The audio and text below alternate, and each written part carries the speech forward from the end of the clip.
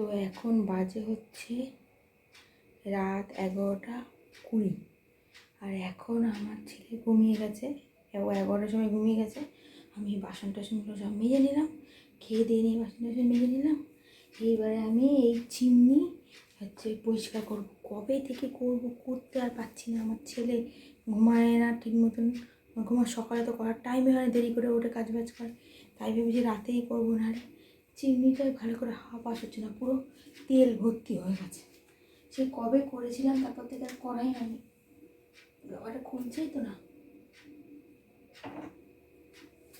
পুরো তেল পুরো একদম তেল হয়ে গেছে।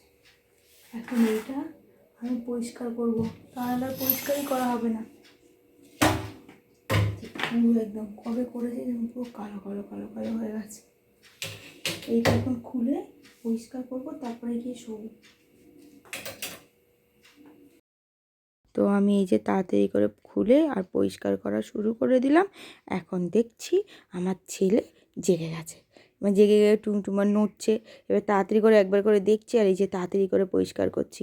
এই যে এইটা পরিষ্কার করতে গেলে না সার্ভিস সেন্টার থেকে 600 টাকা নিয়ে নেয় হাফ সার্ভিস বলে। তো একবার এসেছিলো, তারপরে আমি লোকটা করছিলো, তখন আমি লুকিয়ে লুকিয়ে দেখে শিখে নিয়েছি। তারপরে গিয়ে এখন আমি নিজে নিজেই করে দিই, 600 টাকাও বেঁচে যায়, আমার সময় বেঁচে যায়। যখন ইচ্ছা হয় তখন আমি পরিষ্কার করে দিই, আর আমার ঘরের কাজ নিজের কাজ নিজে করতে ভালো লাগে। তো এই যে তাড়াতাড়ি করে টোরে নিলাম, করে আর লাগাতে পারিনি। আমার ছেলে উঠে গিয়ে জোরে চিৎকার করছে, তো তারপরে চলে গেলাম। তো ভিডিওটা আজকে এখানেই শেষ করলাম।